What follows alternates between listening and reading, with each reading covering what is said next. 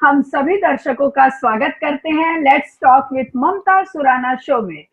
जैसा कि आप जानते हैं कि हम हर बार एक ऐसे नए सब्जेक्ट को आपके सामने लेकर के आते हैं जिसमें जो ग्रेट पर्सनालिटी आती है, उन्होंने अपने दम पर, अपनी मेहनत पर ऐसा कोई काम किया है कि विश्व में उन्होंने अपना नाम कर लिया है। और आज जो हमारे बीच हमारे गेस्ट आए हुए हैं, वो इंडियन आर्चरी कोच रंजन वारीबाम जी हैं। मैं उनके बारे में बता दूं कि इन्होंने पूरे देश के लिए ना सिर्फ नेशनल लेवल पर बल्कि इंटरनेशनल लेवल पर भी ये कोच रहे हैं और कई सालों तक इन्होंने अपने देश के लिए खेला है। आर्चरी के बहुत बड़े स्पोर्ट्समैन रहे हैं और कई सारे इन्होंने मेडल हासिल किए हैं। तो आइए मैं एक छोटी सी फिल्म इनके इंट्रोडक्शन की पहले आपको बता देती हूँ, फिर इनके अचीवमेंट आपको बताती हूँ। तो आइए एक छोटी सी फिल्म देखते हैं हमारे रंजन वारीबाम, जो कि इंडियन आर्चरी प्लेयर हैं।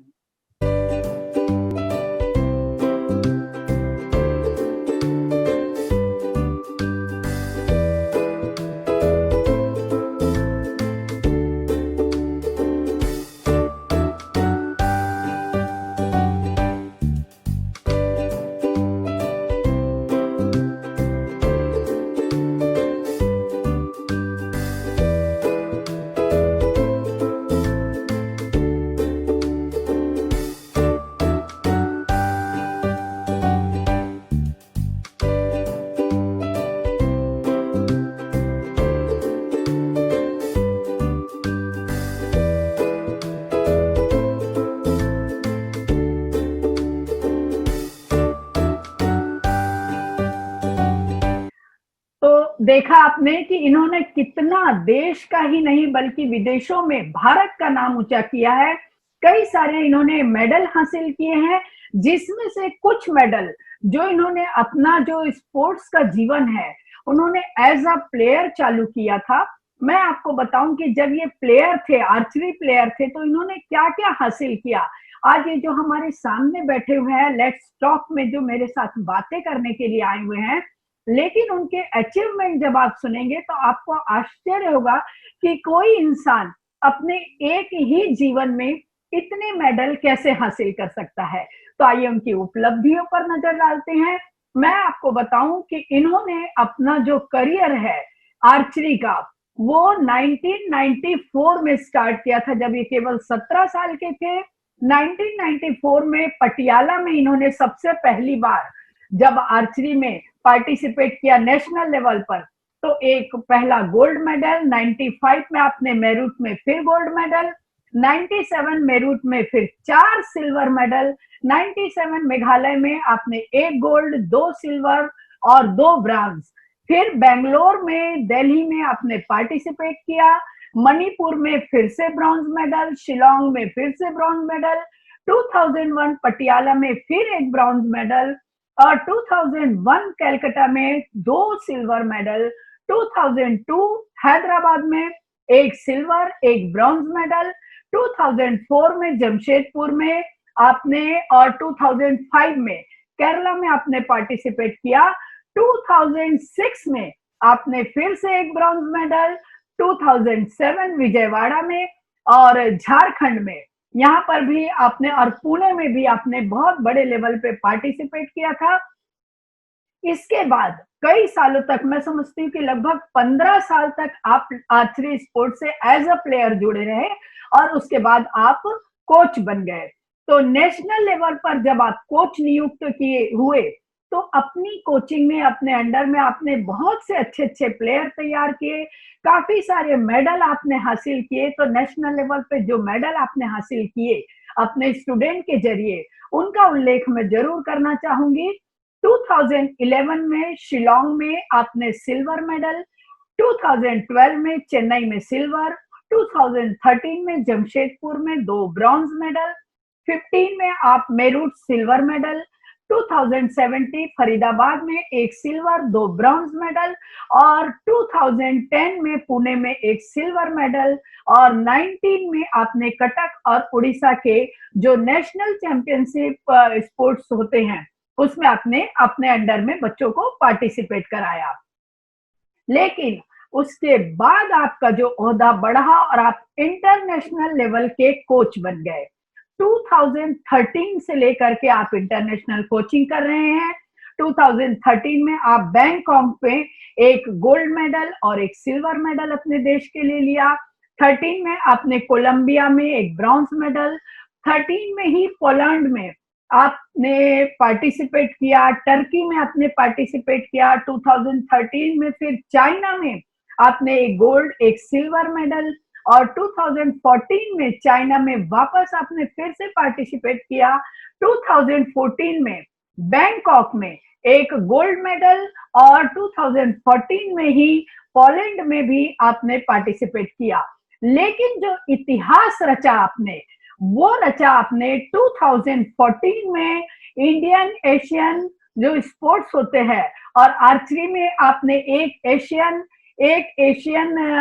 कप का और एक वर्ल्ड कप में, इस तरह से आपने 3 गोल्ड मेडल उस समय हासिल किए और एक हिस्ट्री रची।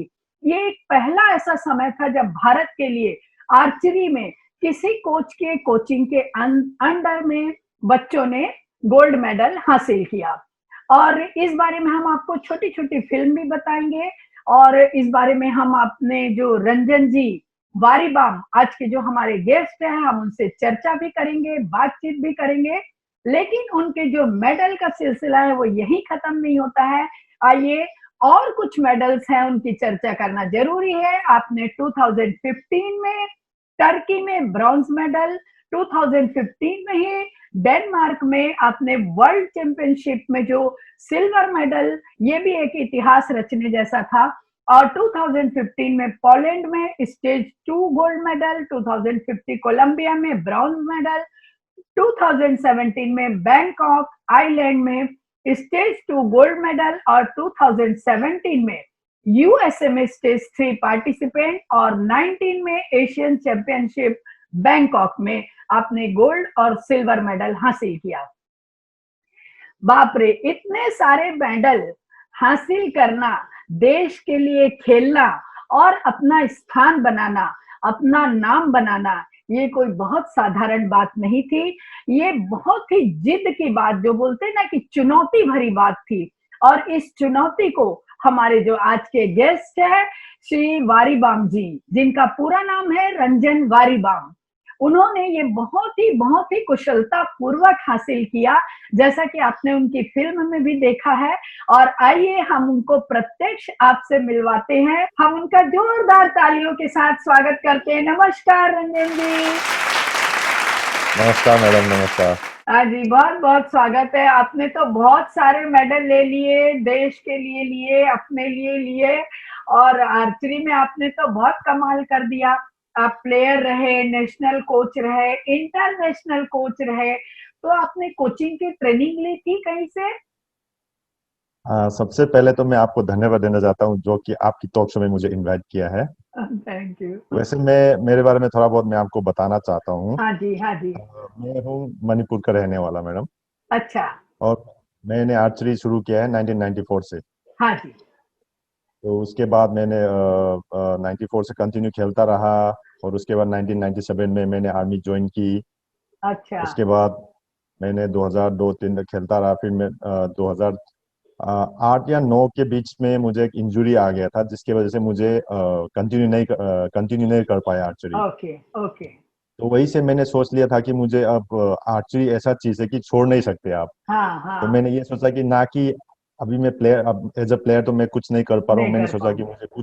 मुझे हाँ। कुछ करना है कोच बन के। तो मैंने 2010 में डिप्लोमा इन स्पोर्ट्स कोचिंग किया कलकत्ता से।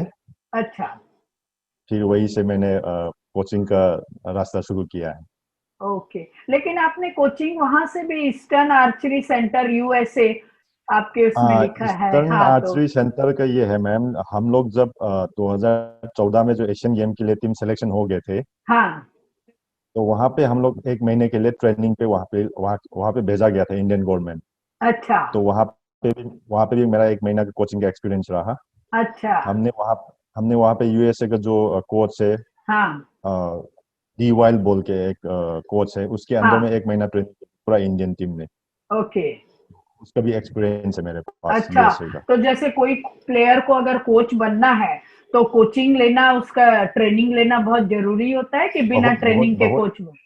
हम्म। देखिए मैडम, कुछ भी चीज के लिए मैं तो ये समझता हूँ कि कोचिंग लेना बहुत जरूरी है। डिग्री अच्छा। डिग्री जो बोलता है वो लेना बहुत जरूरी होता है। हाँ जी। हाँ नॉलेज जी। नॉलेज अलग चीज होती है और डिग्री अलग चीज होता है। हाँ जी। हाँ जी, सही बात तो है। डिग्री लेना बहुत। लेकिन हाँ। आप जब ट्रेनिंग ले रहे थे तो उसकी एक छोटी सी फिल्म हमारे पास है। पहले हम वो हाँ भी जी। देखेंगे, फिर जब आप ट्रेनिंग दे रहे थे तो उसकी भी फिल्म देखेंगे। तो आइए पहले एक थैंक यू। छोटी सी फिल्म दिखाते जहां आप ट्रेनिंग ले रहे हैं और आपके प्रिंसिपल आपके बारे में कुछ बहुत अच्छा बोल रहे हैं, तो वो भी सुनते हैं, आइए।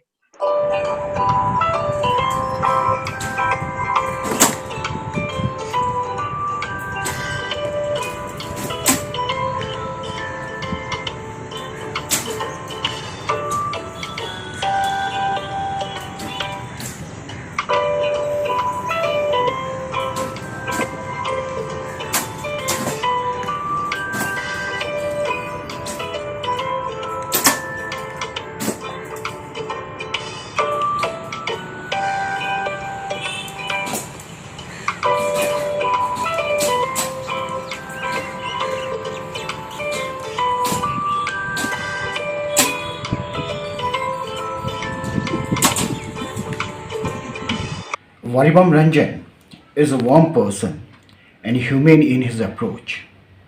I know him since he was 14 years old. He joined Boys Sports Company 58 Gorkha Training Center in 1992 as a young archer.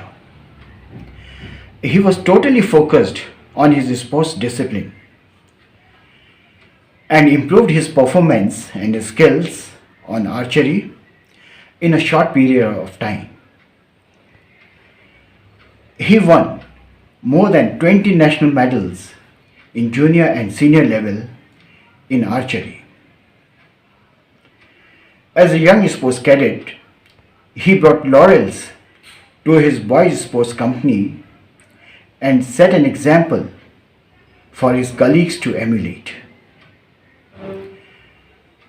As an archery coach, he led Indian archery team in many international events and won medals including the gold medal in Asian Games 2014 held at Incheon, South Korea. I wish him all the very best for his future endeavor. तो देखा आपने कितना discipline है, आप लोग training ले रहे हैं, एक लाइन से खड़े हैं और बिल्कुल एक जैसा उठाते हैं, एक जैसा छोड़ते हैं। हम लोगों का तो टाइमिंग भी थोड़ा चेंज हो जाए कुछ करें तो, लेकिन आप लोग की डिसिप्लिन की बहुत जरूरत होती है किसी भी स्पोर्ट्स में। और आपके हाँ जी प्रिंसिपल के बारे में आप क्या बोलेंगे, वो आपके लिए इतना अच्छा बोल रहे हैं? मैडम, मेरा मानना है कि हर किसी के जीवन में कोई ना कोई भगवान उसको या तो गाइड के तौर पे या दोस्त के तौर पे भेज देते हैं। करेक्ट। तो मेरा जो प्रिंसिपल है उनमें से एक है। उनमें से मैंने बहुत कुछ सीखा, हाँ क्योंकि जी। जिंदगी जिंदगी को कैसा टैकल करना है, स्ट्रगल कैसा फेस करना है, बहुत सारी चीजें दिखा। बेशक वो थोड़ा स्ट्रिक्ट थे स्कूल के टाइम में, हाँ मगर हाँ। बहुत कुछ सीखने को मिला। इसलिए मैं बोलता हूँ हर हर किसी के जिंदगी में हाँ, कोई ना कोई ऐसा रहता फरिश्ते की है। तरह आता है कि आता है। जो हमको समझ समझ सके। हाँ। तो उनमें से जो मेरा प्रिंसिपल सर है वो उनमें से एक है। मैं अरे उनके साथ वाह। कुछ भी शेयर कर सकता हूँ, कुछ भी शेयर कर सकता हूँ। मेरा या मेरा मन की बात हो या कुछ भी हाँ, दुख के बाद कुछ भी शेयर कर सकता हूँ। वो एक अरे ऐसा वाह। प्रिंसिपल था मेरे लिए। अरे वाह! तो आप तो बहुत लकी रहे कि आपको इतने अच्छे यस गुरु यस। के रूप में इतने अच्छे प्रिंसिपल रहे। मैं कह सकती हूँ कि आपके पिता के समान वो आपको मिल गए। एग्जैक्टली एग्जैक्टली है मैडम, ना? जो एग्जैक्टली मैडम। आपको पूरी हाँ जी। सुरक्षा के साथ में आपको बढ़ने का एकदम एकदम सही। रास्ता बताए, वो कि कैसा मेरा बच्चा आगे बढ़ा। तो वो सही उन्होंने सही, आपका एकदम सही। हाथ थाम के आगे बढ़ाया। तो हाँ जी बचपन के मैडम। ये आपके प्रिंसिपल आपके बचपन के हैं कि कॉलेज के समय के प्रिंसिपल हैं? मैडम, मैंने army boy sports company join किया था 1992 में। ओके। उस टाइम लगभग मैं तो 13 या 14 साल का था। अरे! हाँ, ओहो! हाँ, तो वहाँ पे जो मेरा प्रिंसिपल सर है वहाँ पे था। जो हाँ, 93 से हम लोग के 93 से लेके मेरे ख्याल से 95 तक हमारे साथ थे। अच्छा। क्योंकि प्रिंसिपल भी चेंज होते रहते हैं। ये जो हाँ पहला जो मेरा जो प्रिंसिपल है, हाँ जी। उसके साथ ऐसा हो गया था कि हम लोग एक बाप बेटे का रिश्ता जैसा हो गया था। हाँ हाँ जी, हाँ तो जी। काफी सारे, बेशक बीच में थोड़ा बहुत स्ट्रिक्ट तो होते होते रहते हैं, वो तो ऑब्वियसली होना भी चाहिए। होना भी चाहिए, तभी बच्चे तो उसके सुनते साथ भी हैं और उनका अच्छा हाँ, भी भविष्य बनता है। काफी काफी डांट भी सुनना पड़ा। तभी देखो ना, आज आप इतना नाम कमा रहे हैं, पूरे विश्व एग्जैक्टली में आपका एग्जैक्टली नाम मैं, है, तो हाँ, उनकी वजह से ही है। ये मैं जो भी हूँ उन लोग के उनके वजह ब्लेसिंग से की ही वजह है। से हूँ। बिल्कुल। तो आपको बचपन से ये शौक था आर्चरी का? मैडम, बचपन से तो मेरा, मैं बचपन में पहला हॉकी खेलता था। अच्छा। मैं ओह। मैंने मैं इवन मैंने मणिपुर रिप्रेजेंट किया हुआ हूँ हॉकी में। हाँ हाँ। उसके बाद जब जब मैंने आर्मी बॉयज कंपनी ज्वाइन किया, तब भी मैं आर्चरी में ज्वाइन नहीं किया था। हाँ। मैंने मैंने एज अ फुटबॉलर ज्वाइन किया था मैंने। अच्छा, अरे बाप रे, हाँ। वाह उसके वाह। बाद हमने 6 महीने के बाद कुछ ऐसा सिचुएशन था कि मुझे लगा कि यार मेरे को आर्चरी कर, क्योंकि वहां पे हमारे स्कूल में 3 गेम था, एक हाँ आर्चरी, हाँ। फुटबॉल और बॉक्सिंग। अच्छा। तो मुझे लगा, फुटबॉल तो आपको पता है कि फुटबॉल तो एक हाँ, टीम गेम है। टीम गेम है, बराबर है। हाँ, तो मुझे लगा कि आर्चरी गेम मुझे करना चाहिए, तो मैंने थोड़ा सा फिर वही से मैंने आर्चरी में शिफ्ट किया। अच्छा। तो धीरे धीरे फिर मैंने कोचिंग ली, कोचिंग लेकर नेशनल वगैरह खेलना शुरू किया। तो हाँ। मेडल वगैरह लेके मैंने धीरे धीरे मेरा स्टेप बाय स्टेप उन्नति की ओर उन्नति की ओर हाँ। चला गया। बहुत अच्छा। लेकिन जीवन में जब बचपन में आपने शुरुआत की, पढ़ाई भी और साथ में स्पोर्ट्स भी, और पता नहीं आपके घर की परिस्थिति भी कैसी थी, तो क्या आपको बहुत स्ट्रगल करना पड़ा, ये सब चीजों के लिए बहुत तकलीफ उठानी पड़ी? मैडम, मेरा मानना है कि स्ट्रगल हर किसी को करना होता है। हाँ जी, हाँ जी। या तो अमीर होने से भी, अमीर का करना बेटा होने से पड़ता भी है। स्ट्रगल करना पड़ता है, करना गरीब पड़ता होने है। से भी स्ट्रगल करना पड़ता है। बस बिल्कुल वही कि बिल्कुल। स्ट्रगल अलग हो जाता है। अलग हो जाता अगर आप गरीब गरीब का स्ट्रगल करेगा, तो आप मान लीजिए कि उसका सपोर्ट में उसका बहुत सारे और ज्यादा कठिन हो जाता है। है, कठिन हो जाता है। तो मैं हाँ। तो ये कहूंगा, मैंने भी बहुत सारे स्ट्रगल किए हैं, हाँ जी। मगर ऐसा स्ट्रगल नहीं कि एकदम जिसका कोई गाइड नहीं था, ये नहीं था। हाँ हाँ। काफी फैमिली उतना मिडिल मिडिल क्लास का फैमिली कहूँ मैं, मगर फिर भी हाँ मैंने जी। स्ट्रगल किया। हाँ मगर ये जी। नहीं कहूंगा कि एकदम कठिन जो स्ट्रगल है वो नहीं बोलूंगा। वो हाँ, नहीं। जरूर कठिनाई बहुत आई है मेरे हाँ जिंदगी में, जी। मैंने बहुत सारे अप्स एंड डाउन देखे हैं लाइफ के। हाँ जी। तो वो जब शेयर करें तो बहुत लंबा हो जाएगा। वैसे मैं आपको बता दूं कि हमारे टॉक शो का जो सब्जेक्ट है वो यही है कि जीवन में हम्म। जिसने स्ट्रगल करके अपने हाँ लिए जी, कुछ हासिल किया, अपने देश के लिए कुछ हासिल किया, या कम से कम अपने समाज के लिए कुछ हासिल किया है, और अपने हाँ जी। फॉलोवर खुद बनाया है, जिसने अपने दम पे अपना नाम कमाया है, वो जी ही जी। हमारे गेस्ट होते हैं, हम उनको ही टॉक शो में बुलाते हैं। तो जब मैंने अच्छा। आपकी पूरी लाइफ हिस्ट्री सुनी और जब मैंने आपके बारे में पता किया कि आपने देश के लिए इतना बड़ा काम किया है, आप इतने अच्छे प्लेयर रहे और आज भी आर्मी में हो करके हमारे देश की सेवा ही कर रहे हैं, तो फिर मैंने इसलिए आपका नाम चुना कि he is the perfect thank you very person. Much, thank you very much, thank you very much, thank you तो वेरी मच। हमको खुद बहुत गर्व महसूस होता है जब हमारे सामने ऐसा कोई आते हैं और बैठते हैं और अपने एक्सपीरियंस शेयर करते हैं। तो आपने बताया कि बचपन से थोड़ा स्ट्रगल भरा था, लेकिन आपको समय समय पे बहुत अच्छे अच्छे गाइडेंस मिलते रहे, बहुत अच्छे प्रिंसिपल के रूप में आपको पिता के रूप में गाइड मिले, हालांकि थोड़े स्ट्रिक्ट थे लेकिन फिर भी वो आपकी अच्छाई के लिए काम किया हाँ जी, हाँ उन्होंने, जी, और हाँ आगे जा जी। करके भी आपको सफलता हुई इसी की वजह से। तो बचपन आपका बहुत स्ट्रगल से भरा था, लेकिन बहुत अच्छा गया क्योंकि आपके पास बहुत अच्छे अच्छे गाइडेंस थे, और फिर आप इंडियन आर्चरी की तरफ बढ़ते गए, पार्टिसिपेट किए और ढेर सारे मेडल हासिल किए।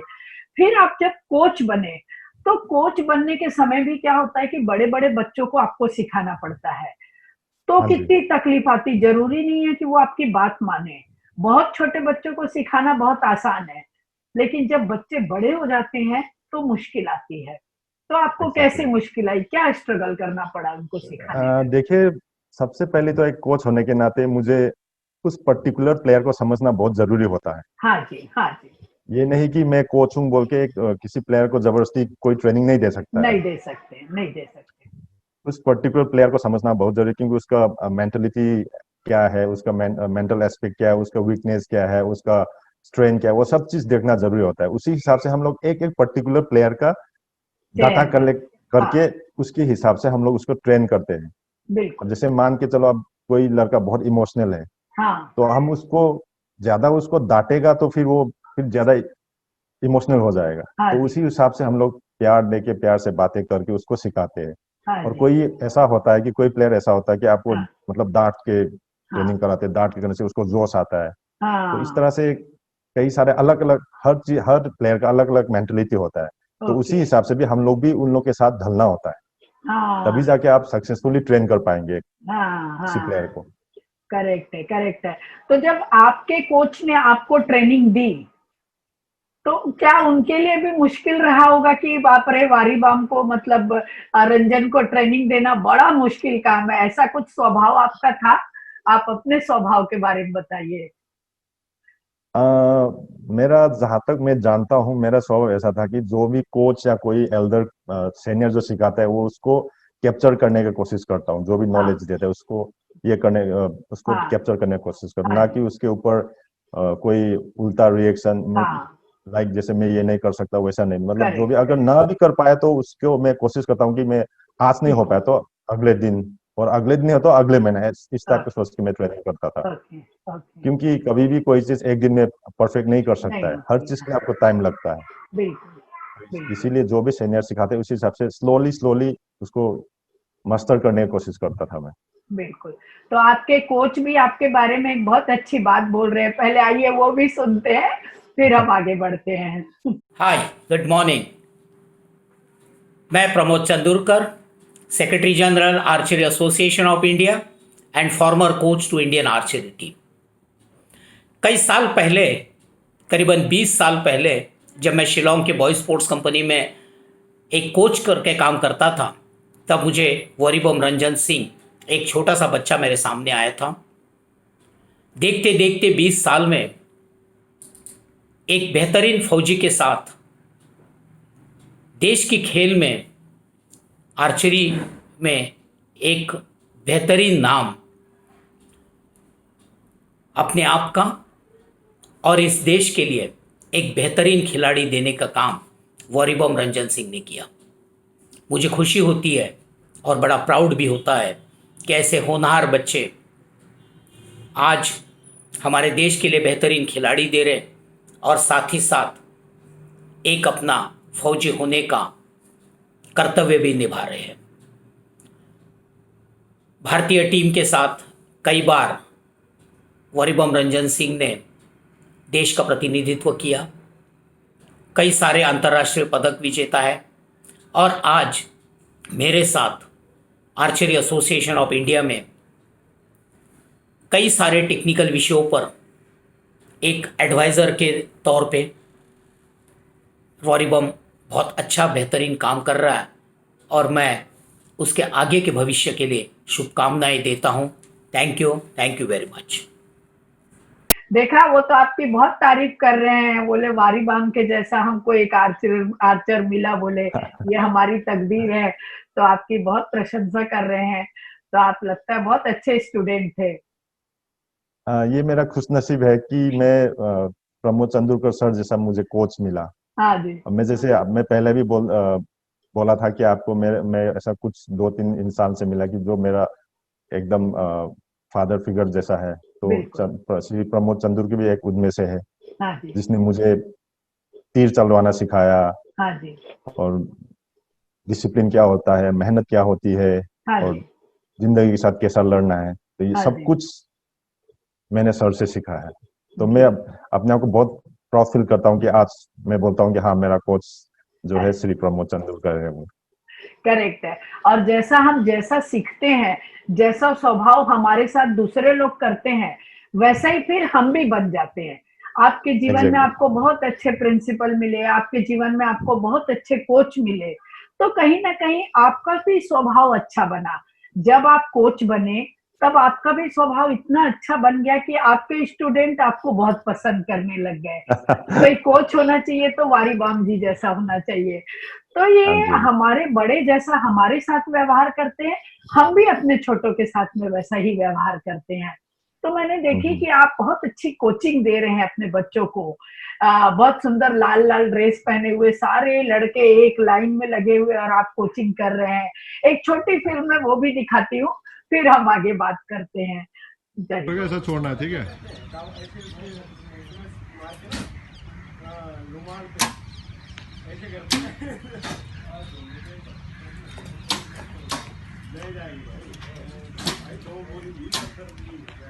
हाँ, तो देखा आपने, तो जैसा आपने कोचिंग ट्रेनिंग पाई वैसा ही आप भी बच्चों को ट्रेंड कर रहे हैं। तो एज अ प्लेयर आपका अचीवमेंट जो कि काफी सारा है, लेकिन आपको ऐसा लगता है कि ये मेरा सबसे यादगार क्षण था, जब मैं खेलता था तो यहाँ मैंने सबसे बढ़िया खेल दिखाया अपना। ऐसा कौन सी जगह आपको लगता है कि ये सबसे बेस्ट था मेरा? एज अ प्लेयर और as a coach? As a player. As a player तो मेरा सबसे यादगार टूर्नामेंट रहेगा हैदराबाद में जो हुआ था 2002 में, नेशनल चैंपियनशिप। अच्छा। वहां पे मैं बेशक मैं फाइनल में हार गया था, हाँ। मगर वो मेरा एकदम यादगार टूर्नामेंट था। अच्छा, क्यों, किस वजह से आप याद करते हैं कि अच्छा खेले, कि वहां लोग आपको खूब पसंद किए? क्या आपको लगता है कि किस वजह से आप याद वहां करते पे वहां पे जैसे मैंने एक्सपेक्ट किया था हैं? उससे हाँ। ज्यादा हुआ है। तो मैंने ये नहीं सोच के गया था कि वहां पे मैं फाइनल पहुंचूंगा। मैं सोच के ये गया था कि मैं अच्छा करके आऊंगा, क्योंकि हाँ। सीनियर लेवल बहुत टफ होता था उस टाइम। हाँ। हाँ। अभी भी है, वैसे नहीं कि अभी भी टफ होता है। तो हाँ। मेरा जैसे प्रैक्टिस में चल रहा था उस हिसाब से मैंने ये कभी नहीं सोचा कि मैं फाइनल पहुंच जाऊंगा। तो वहां हाँ। जाके by the grace of God मैं अच्छा खेला, अच्छा मारा और फाइनल पहुंचा। अनलकीली मैंने फाइनल का जो हार्डल है वो पार नहीं कर पाया, हाँ। But I was very happy. Good good. यही स्पिरिट होती है, game spirit, exactly. Sports spirit यही होती है। जीतना हारना बहुत अलग बात है, लेकिन यस। जो खेल के खुश होना रहता है वो एक अलग स्पिरिट होती है। तो जो आपको खेल करके खुशी हुई, भले आप नहीं जीते फाइनल में, कोई बात नहीं, लेकिन आज भी उस दिन को याद कर रहे हैं आप, इसका मतलब आपको खेल से प्यार है, आपको हार जीत से प्यार नहीं है। तो ये एक हाँ जी, हाँ बहुत जी। अच्छी टीम स्पिरिट, खेल स्पिरिट की भावना है, वो आप में बहुत अच्छी भरी हुई है। तो जब आप इतना अच्छा खेल रहे थे, इतना बढ़िया नाम कमा रहे थे, तो फिर आप कोचिंग की लाइन में आए, क्योंकि आपका स्वास्थ्य का प्रॉब्लम हुआ जैसा आप बता रहे थे, इसलिए आप कोच बने कि आप चाहते तो और खेल सकते थे? हाँ, मैं चाहता था कि मैं और खेलूं और देश का हाँ। बड़े बड़े टूर्नामेंट खेलूं, मगर कुछ ऐसा सिचुएशन था कि मैं आगे नहीं खेल पाया, क्योंकि मेरा एक इंजरी ऐसा आ गया था कि मुझे आर्चरी छोड़ना पड़ा। ओके। क्योंकि वो इंजरी जो हुआ था, मेरा शोल्डर का इंजरी था, वो हील नहीं हो पाया। अच्छा। तो उसके चलते मेरे को लोड नहीं ले पा रहा था प्रैक्टिस में। तो अच्छा। मैंने सोचा कि अभी चलो, जो भी हुआ है अच्छा ही हुआ है, और जो भी होगा अच्छा ही होगा, वही सोच के मैंने अभी मैं कोचिंग का लाइन में जाता हूँ बोल के मैंने डिप्लोमा किया था 2010 में। तो सही आपने बोला कि जो भी होता है अच्छे के लिए होता है। जब हाँ जी, हाँ इतना जी। अच्छा वारीबाम जी जैसा कोच हमारे देश को मिला, तभी तो हमारे देश ने कितने बड़े बड़े इतिहास रचे आर्चरी में। जब मैंने पढ़ा आपका कि 2014 में आपने साउथ कोरिया में जो गोल्ड मेडल का आपने इतिहास रचा, उसके बारे में बताइए। वो जो प्राउड मोमेंट था हमारे लिए, वो कैसा अ, था? जब मेरा टीम ने 2014 में एशियन गेम में गोल्ड जीता था, हाँ। मैंने कभी ये नहीं सोचा था कि हम लोग वहां जाके एशियन गेम में गोल्ड मेडल लेगा। हाँ, इतना जरूर था कि हम लोग मेडल ले सकते हैं। हाँ जी। ये नहीं सोचा था कि हम लोग गोल्ड जीत के आए, क्योंकि वहां पे काफी सारे स्ट्रॉन्ग, कोरिया जो कि वर्ल्ड हाँ वर्ल्ड जी। चैंपियन है, वो लोग सभी थे। हाँ जी। तो हम लोग वहां पे गए, अच्छा प्रदर्शन किया। जैसे मेरा लड़का लोगों ने बहुत काफी अच्छा प्रदर्शन किया। और फाइनल मैच, जैसे जैसे फाइनल में हम लोग कोरिया के साथ ही था, जो कि वर्ल्ड हाँ। चैंपियन। अच्छा। तो मैंने लड़का लोग को यही बोला, भाई देखो, we have nothing to lose, हाँ। हम फाइनल पहुंच गया है, वही मगर बड़ी आप बात। लोग अपना हाँ। जान लगा के खेलना है बस। अच्छा। हार या जीत वो नहीं देखना है, हाँ। अपना जान लगा के खेलना है। अरे वाह। तो उस तरह से हमने वहां पे कोरिया को उनका घर के सामने ही मात दिया है और हिस्ट्री कायम किया है। उनके घर में घुस के उनको हरा के आ गए। तो सही वैसे तो बात है। हाँ। ये प्राउड मोमेंट होता है। आपके हाँ, जो उसमें स्टूडेंट है, जो लड़का जिसने आपको जो है पूरे देश को जिताया, वो भी बहुत अच्छा, अच्छी बात है, ऐसे ही कुछ बोल रहा है। उसको सुनिए, अभिषेक को। अभिषेक ही थे वहां पर? हाँ जी, हाँ जी, हाँ जी। हाँ जी, तो अभिषेक देखिए क्या बोल रहे हैं, वो याद करते हैं उस मोमेंट को और फिर हम बात करते हैं। अभिषेक जी का एक वीडियो देखते हैं। हेलो, मैं अभिषेक वर्मा, इंडियन कंपाउंड आर्चर। आज अगर हम बात करें रंजन सर की, तो रंजन सर एक आउटस्टैंडिंग हमारे लिए कोच रहे हैं हमेशा ही, क्योंकि उनका ऐसा है कि कोच की भूमिका में वो कोच जब वो लाइन पे होते हैं और लाइन के जब पीछे होते हैं, जब भी हम जाते हैं, तो as a friend, as a big brother, as a हमारे लिए मेंटोर की भूमिका अदा करते हैं, बहुत फ्रेंडली रहते हैं। और उनके साथ हमने बहुत सारे टूर्नामेंट जीते, बहुत सारे टूर्नामेंट में हम गए, बहुत सारे टूर्नामेंट हमने खेले। उनके सपोर्ट की वजह से हमारे 2000 एशियन गेम्स 2014 में हमने गोल्ड भी जीता और काफ़ी अच्छा भी रहा, और बहुत सारे टूर्नामेंट्स में उनका सपोर्ट रहा। वर्ल्ड चैम्पियन बना जब वो पीछे थे मेरे, तो उनका एक हाथ होना, एक सक्सेस की सीढ़ी पाना हमारे लिए ऐसा ही है। और वंस अगेन मैं वही कहूँगा कि वो कोच की भूमिका में कोच और फ्रेंड की भूमिका में फ्रेंड है, और ऐसे ही वो काम करते रहें सर, ऐसे ही आप लगे रहिए। अभिषेक जैसे, रजत जैसे बहुत सारे प्लेयर्स आपके निकलते जाएंगे और आगे बढ़ते जाएंगे। Thank you so much sir, thank you. तो देखिए अभिषेक जी ने कितना अच्छा बोला आपके बारे में। क्या बोलेंगे आप अभिषेक जी के बारे में, कैसे प्लेयर है वो? अभिषेक जो है एक कंसिस्टेंट प्लेयर है वो। और अच्छा। जब से मैंने इंडियन टीम संभाला है तब से वो हाँ। अभिषेक कंटिन्यू टीम में रहा है, हाँ। और सबसे एक्सपीरियंस प्लेयर है। अच्छा। मतलब हमें हमें ऐसा लगता है कि मैं अगर मेरा टीम में अभिषेक रहेगा तो मैं कुछ ना कुछ करके आ जाऊंगा। हाँ। तो ये कॉन्फिडेंस मेरा पास रहता है ओ अच्छा। कि इतना वो वर्ल्ड चैंपियन भी है खुद, हाँ। हाँ। और पोलैंड में वर्ल्ड चैंपियन बना था उस हाँ टाइम भी, जी। मैं उसी का कोच था। अर्जुन अवार्डी भी है वो। अर्जुन अवार्डी भी है, और अभी हाँ। अच्छा भी कर रहा है। और अच्छा। होपफुली अभी आने वाला टूर्नामेंट को काफी अच्छा करेंगे। हाँ जी।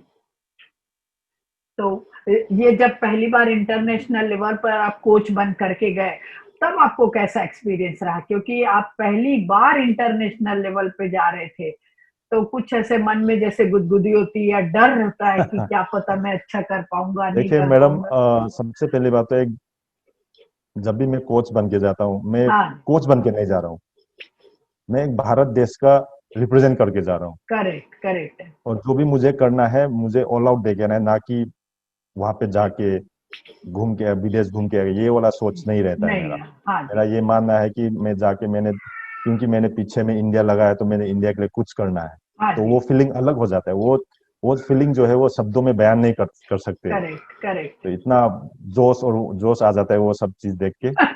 और उसके बाद तो, और जब मेडल मिलेगा, मेडल जब मिलता है, जब गोल्ड मिलता है, और जब राष्ट्रीय गान बजता है, तो फिर वो मतलब गूज़बम्प हो जाता है हम लोग को। वो गाना हाँ। गाना सुन के गूज़बम्प हो जाते हैं। हाँ यार, मैंने और मेरा टीम ने अभी ये किया है, तो हाँ। बहुत अच्छा फीलिंग होता है। तो मैं शब्दों में बयान नहीं कर सकता वो चीज।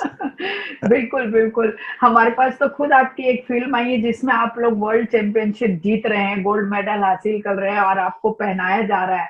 वो हाँ देख जी, के हमको गूज़बम्प आ गया, जब हमको ऐसा लगा हमारा देश है, हमारा भारत है, ये हाँ हमारा जी, कोच है, वारीबम हमारे हैं।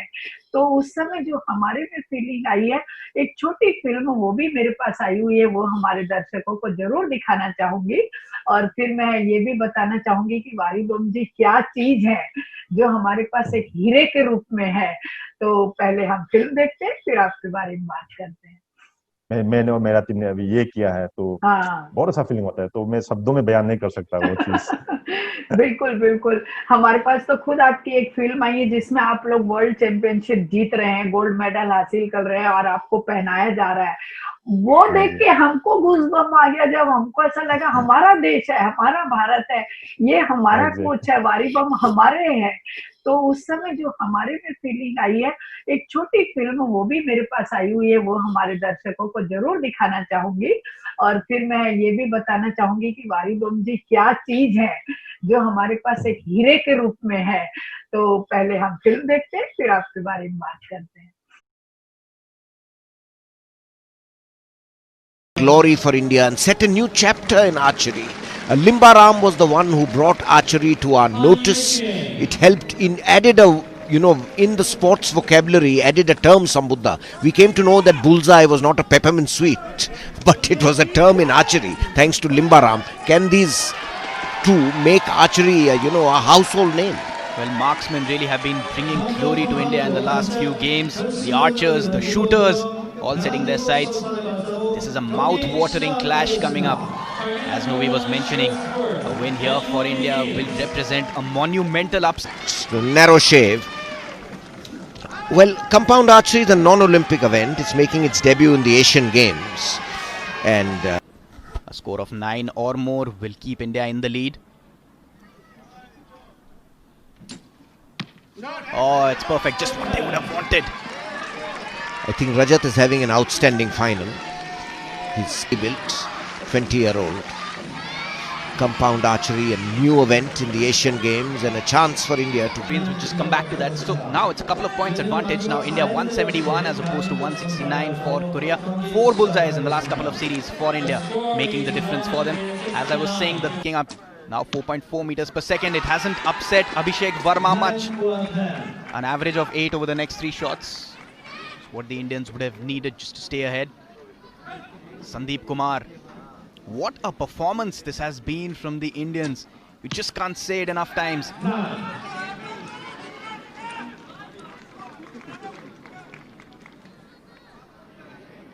Their standout performer next, Rajat Chauhan.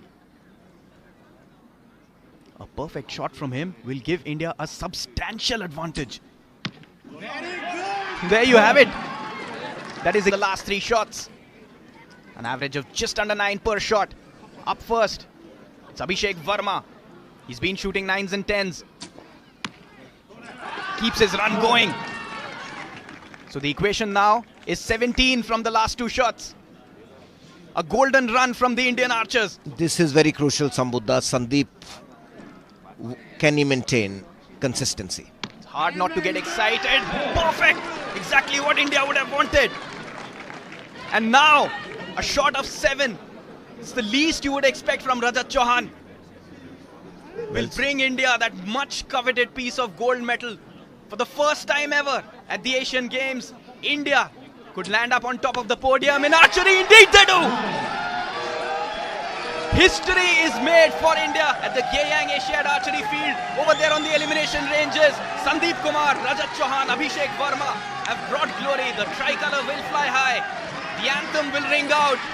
We have never seen this before at the Asian Games. This is the 17th edition. And what an outstanding performance this has been from the Indians. Unbelievable, Novi. Yes, and more than that, to put it in perspective, is that the world champions have been beaten and beaten convincingly. Right from round 1, India led. And these 3 youngsters, as we mentioned, they came out with the right attitude, cheerful, smiling. They were going to enjoy the occasion. Whilst I think the pressure went on the world champions. Right from the beginning, they weren't that epitome of consistency. And as we were mentioning that last round, this is the shot which made the difference. The coach is trying to console him, but it didn't work out. And so India have now reached 2 gold medals finally.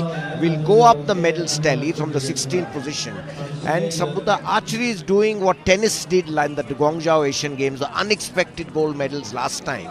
Well, we got a gold and a bronze from the competition. Confirmation then of how it finished eventually. In the men's team final, it was India upstaging the overwhelming favourites Korea, 227 to 225.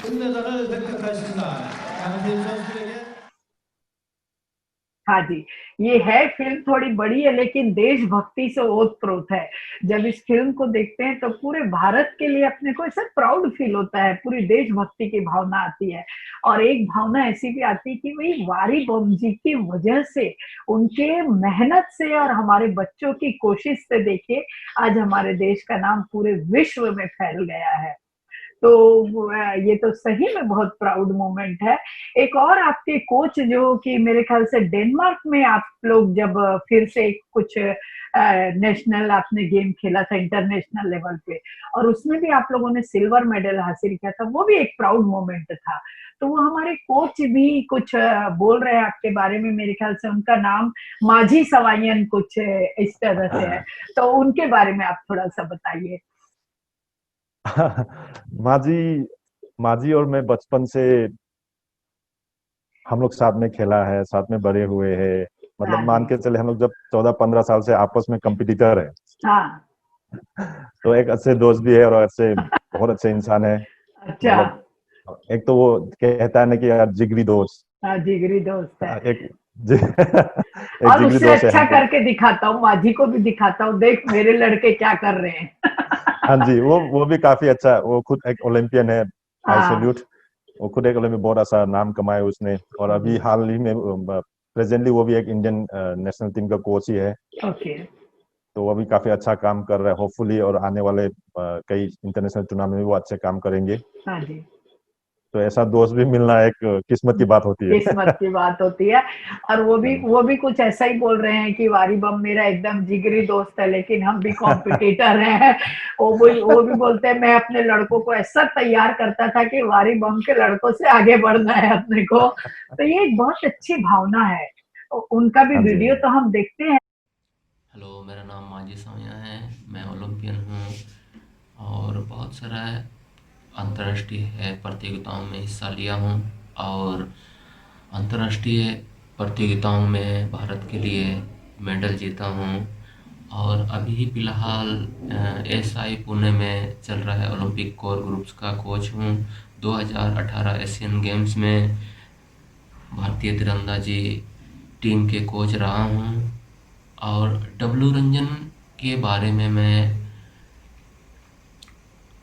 ये बताना चाहता हूँ कि वो बहुत ही नेक और सच्चा इंसान है और बहुत हार्ड वर्किंग पर्सन है। अ, हम लोग एएसआई में 2002 में एक साथ ज्वाइन किए थे, एक साथ खेले, बहुत सारे टूर्नामेंट खेले। बहुत हार्ड वर्किंग पर्सन है और खेलते हुए उन्होंने एएसआई पुणे में एज ए कोच अपॉइंट हुए। और उसके दौरान उन्होंने 2014 एशियन गेम्स में पहली बार भारतीय तीरंदाजी टीम को कोच रहते हुए गोल्ड मेडल दिलाने में उनका बहुत बड़ा भूमिका रहा है।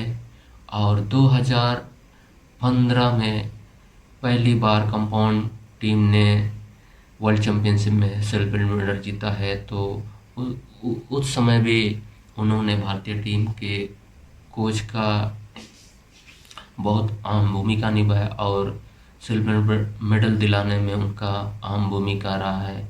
और अभी as a senior coach ASI में काम कर रहे हैं। और डब्लू रंजन सिंह के बारे में और इसी तरह काम करते रहें भारतीय तीरंदाजी के लिए, और भी बहुत अच्छे अच्छे प्लेयर्स तैयार करें। और ओलंपिक्स में हम लोग भारतीय तीरंदाजी में मेडल लें और उनका बहुत उसमें सहयोग रहे। तो इन्हीं शब्दों के साथ मैं डब्लू रंजन के लिए बहुत सारे शुभकामनाएं, उनका लाइफ के लिए जो भी फ्यूचर में काम करे उसका मतलब उसमें सक्सेस हो। Thank you. मैं इस बारे में चर्चा करूंगी कि जब ऐसे दो क्लोज फ्रेंड के बीच में जो हेल्दी कंपटीशन होता है तो वो हमको आगे बढ़ाता है। आपका एग्जैक्टली, क्या एग्जैक्टली। विचार है ना? देखिए, हाँ, ऑन द फील्ड तो हमारा कोई भी ये है दुश्मन है, मगर ऑफ द फील्ड बिल्कुल हम लोग दोस्त है।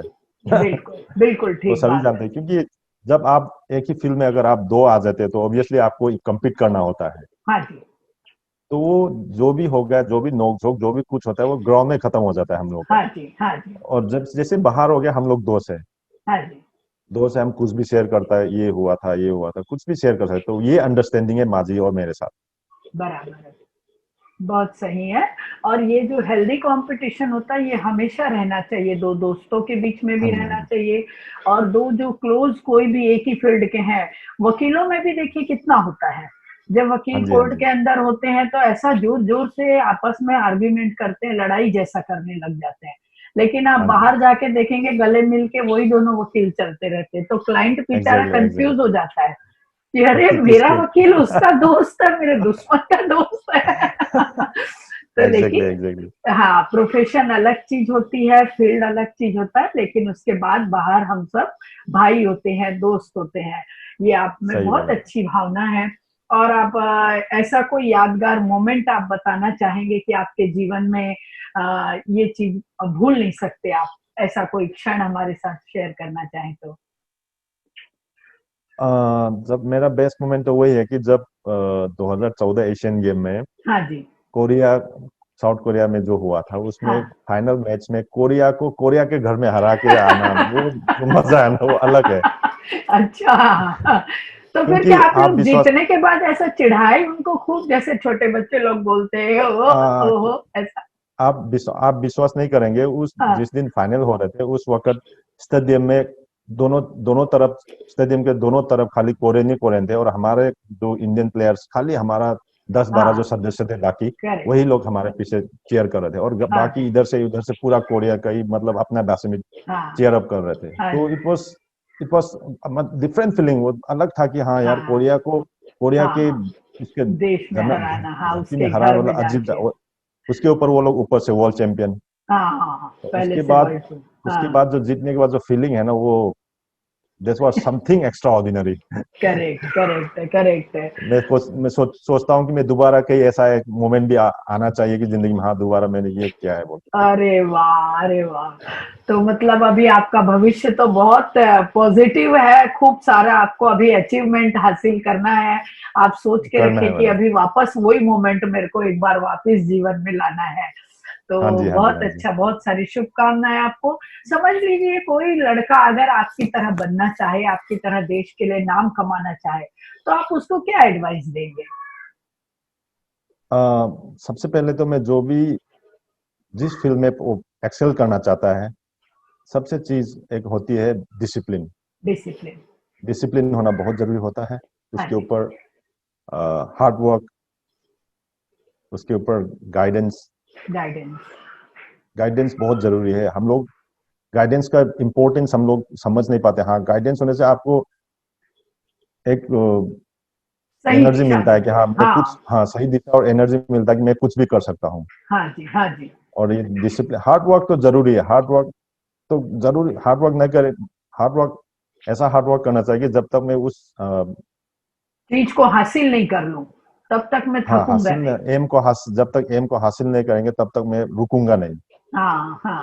तो वो होना बहुत जरूरी है। और जो बिल्कुल। किलर इंस्टिंक्ट जो होता है ना, मेरा जो एम है वो जैसे भी मैंने उसको कंप्लीट करना ही करना है, वो वाला हाँ जो जी। चीज होना है अंदर से, ना कि अगर एक बार हार गया तो चलो यार मेरे से नहीं होगा, वो कि जो हार जाते हैं, वैसा नहीं होना चाहिए। वैसा नहीं होना आपको चाहिए। मतलब you should keep on fighting correct, correct टू है। To get that particular result.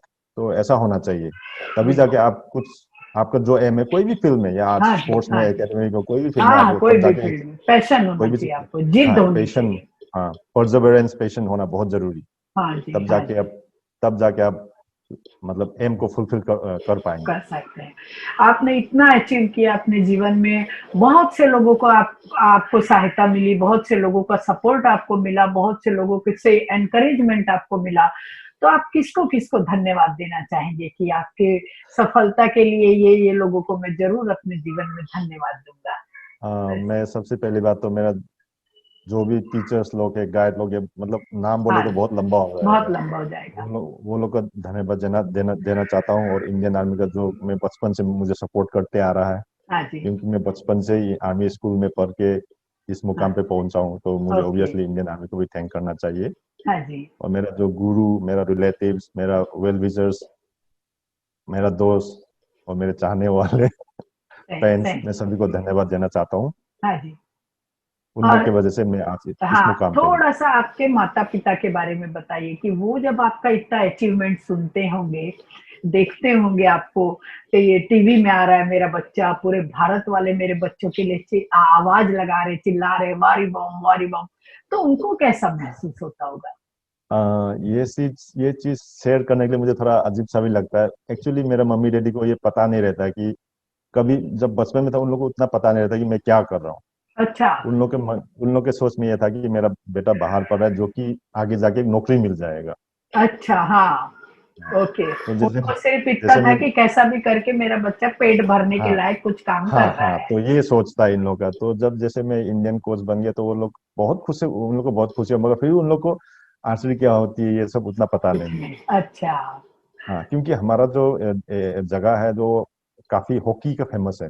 हाँ हाँ, अच्छा। हॉकी के बारे में पता है मम्मी डैडी को, मगर आरसीबी के बारे हाँ में इतना पता नहीं। बस इतना ही, जब भी मैं टूर्नामेंट वगैरह ले जाता हूँ, बोलता है हाँ। खाली जीत के आना है, जीत के आना है। मगर ऐसा जीत के आना है, क्या जीत के आना है, उसको ये नहीं उनको रहता वो है। नहीं पता है। पेरेंट्स का वो जो रहता है कि इच्छा रहता है कि मेरा बच्चा अच्छा करके आए, वो फीलिंग हाँ, रहता है उनके ऊपर। अच्छा बट अच्छा। They are very supportive. हाँ, और बहुत और सिंपल सादे लोग हैं, बहुत और दिल बहुत के सिंपल है, एकदम खुश है कि भाई मेरा बहुत बच्चा सिंपल। अच्छा खा पी रहा है, अच्छा कमा हाँ रहा है, कुछ तो भी हाँ अच्छा काम कर रहा है।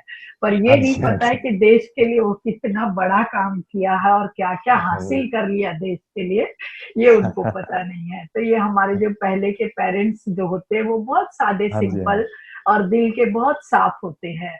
उनको जी, घमंड, उनको प्राउड, उनको अपने कुछ बच्चों के कुछ वो कुछ नहीं। कुछ कुछ कुछ नहीं है, कुछ वैसा कुछ है ही नहीं। हाँ, और आपकी फैमिली, आपकी वाइफ, आपके बच्चे? मेरा वाइफ टीचर है, अच्छा और मेरा 2 बेटी है, और दोनों अच्छा। पढ़ाई कर रही है। अच्छा, वो लोग भी आर्चर बनेंगी? अभी तो छुट्टी है, देखते हैं अभी बड़ी होकर उन लोगों का इंटरेस्ट क्या हाँ, होता है। क्योंकि ठीक। मेरा ये मानना है कि मैं अगर आर्चर हूं, तो मैं अपना बेटी को जबरदस्ती नहीं, ये नहीं करूंगा कि तुम आर्चरी करो। हाँ, उसकी पसंद से वो जो हाँ, क्षेत्र चुनना तो चाहेगी। जो जो फील्ड वो उसको अच्छा लगेगा उसी हाँ, फील्ड में मैं उसको सपोर्ट करूंगा। बराबर है। फिर चाहे वो आर्चर के रूप में भी बनना चाहे कुछ भी नहीं। तो भी आपको मंजूर है, चाहे वो हाँ फिल्म जी, हाँ जी, एक्ट्रेस बने तो भी मंजूर है। पूरा मंजूर है, कोई भी फील्ड मंजूर है बस। कोई भी फिल्म, मतलब ये बहुत अच्छी सोच है। और वास्तव हाँ, में लड़के और लड़कियों में अब कोई भेद भी नहीं है, लड़कियां भी उतनी नहीं ही, कोई नहीं, मैं तो हाँ, वैसा कोई सोचता नहीं भी है, नहीं। टैलेंटेड होती लड़कियां, बल्कि ज्यादा टैलेंटेड होती हैं, और एग्जैक्टली, लड़के भी होते हैं, लेकिन लड़कियां भी कम नहीं होती है। तो आपकी एग्जैक्टली। सोच बहुत अच्छी है, बहुत पॉजिटिव आप सोचते हैं, और देश के लिए आपने बहुत अच्छा किया। मुझे आज बहुत प्राउड फील हो रहा है कि मैं आपके साथ बात कर रही हूँ, आपके पास बैठी हूँ और आपके सामने बैठी हूँ। तो ये मेरे लिए बहुत बड़ी खुशनसीबी की बात है। मैं आपका बहुत बहुत धन्यवाद करती हूँ कि आपने इतना थैंक कीमती यू समय सो मच। निकाला और आप मेरे इस शो में आए। बहुत बहुत धन्यवाद। थैंक यू सो मच, धन्यवाद।